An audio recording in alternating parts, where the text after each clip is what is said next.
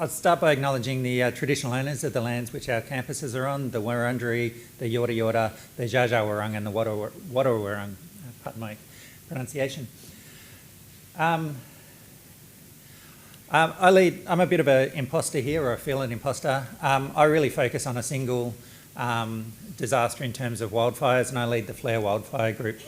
We're a group of now, if you do the maths, they're not all there, but 44 people working in the fire space, from everything from prevention of ignitions right through to prediction of fires, prediction of fire regimes, prediction of future fire, and the impact on environmental and human assets.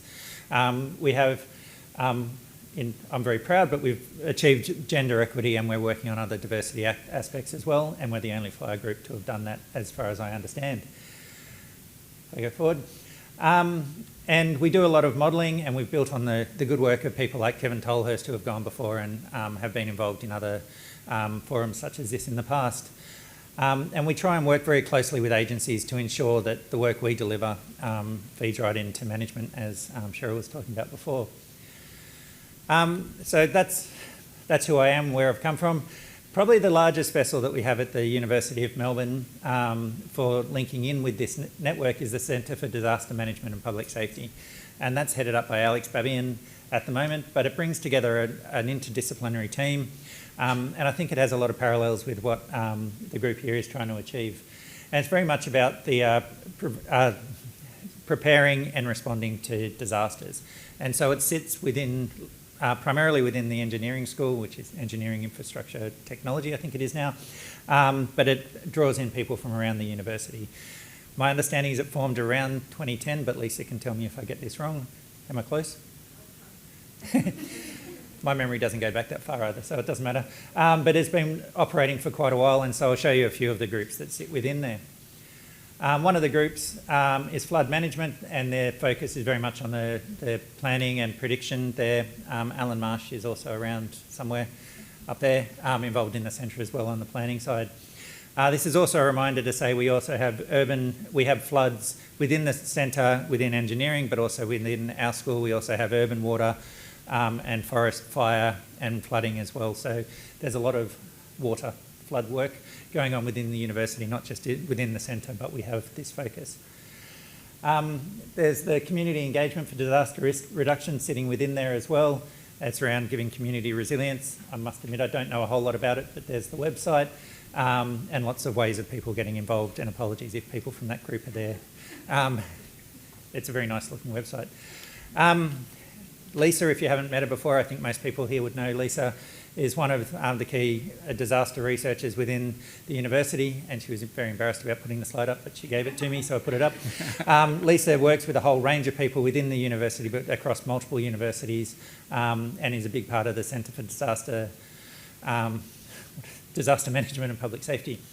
And Lisa's group, a whole bunch of people, which we can't name all of them, work across this great variety of projects which have bushfires, other disasters with children, COVID, and so on. You can read them all there or follow the QR code if I'm not blocking your view in terms of getting there. One of the key projects is the Beyond Bushfires report. So it's the 10-year response of communities to the Black Saturday bushfires.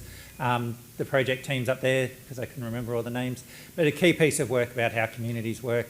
And reflecting on this, I was wondering if Lisa would get the chance to do a similar study or encourage people to do similar studies, because the gap between these big fire events is getting smaller and smaller, and a 10-year study might actually start to include multiple disaster events as well into the future.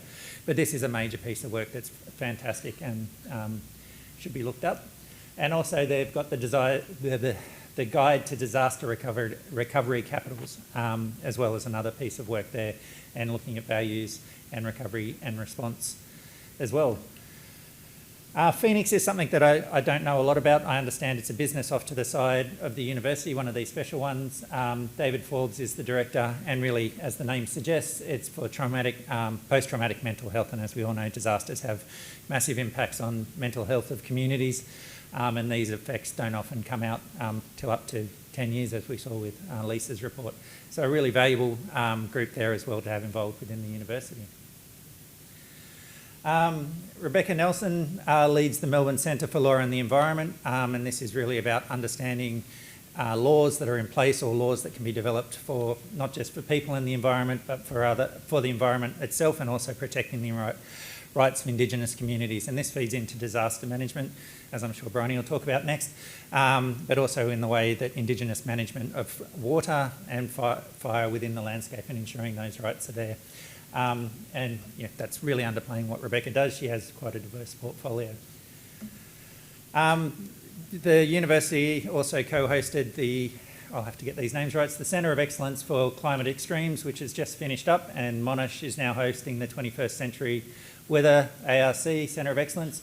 As you can see, the photographs have moved across, so they are linked. I don't know those people, but I did discover this as I was looking at websites yesterday. But there's still the legacy of that within the university, with a whole Todd Lane, Andrew King, and a whole bunch of people in that space that are around prediction of major climatic events, particularly from the weather side.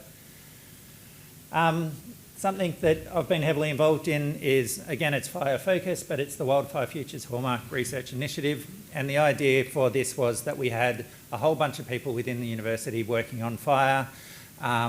This came about after the Black Summer fires. We had a whole lot of people that were working on different aspects of fire, but we weren't talking to each other very well. I guess there's parallels with what we're doing across the universities, but even within Melbourne, we were hopeless at talking to each other. So we got this grant, which gave us a convener, which brought us together to talk about things, the usual story, the sad story that we're getting more fires, more impacts, and we need to understand and trade off across these different values. The same story as well, that ecologists focus on the ecology, social scientists on the other things, but we need to actually understand how we can move forward by bringing them together. A bunch of people involved, and that's only a small snapshot, but I think I've got photos of everyone I've seen here, so that's good. And we've tried to bring together a whole range of different issues. We've run workshops. We have a paper which is hopefully coming out soon, progressing the way forward for wildfire management going forward. We do need to start to think about other disasters, and I think this is a good forum, and some of the approaches that have worked here or failed here might feed into this group. I don't think I worry about this one too much, but we started, the key point is our first meeting is we got up to draw a mind map. It didn't look as neat as that. It was absolutely horrendous after about the first hour, and we discovered that everything was so intricately linked that we're never going to be able to do anything again. But we've actually started to think about these things and move them forward and identify pathways, and I think there's been a number of really positive collaborations within the university that have come out of just actually talking interdisciplinary and transdisciplinary work. Just to finish off, I Googled other disasters at Melbourne. One thing you've probably discovered is that every one of our web pages look exactly the same, so yay for corporate branding. But we've got a bunch of people working in seismology, and we've run a series of networks there. These guys got a run a couple of years ago when we had some earthquakes near Melbourne. They were very happy. They got in the news. We've got cyclone detection and tracking algorithms that were set up by the University of Melbourne, continues to run. We don't get cyclones in Melbourne, obviously, but there are people working in that space. And also within our school, there's a lot of work on the Drought Hub as a disaster. We have the Mallee Innovation Centre feeding into the Victoria Drought Resilience Adaptation Innovation Hub. It's got an agricultural focus, but it's part of the landscape, part of the economy, part of the social fabric. And I'll finish there. Thank you very much. Absolutely perfect. Perfect timing.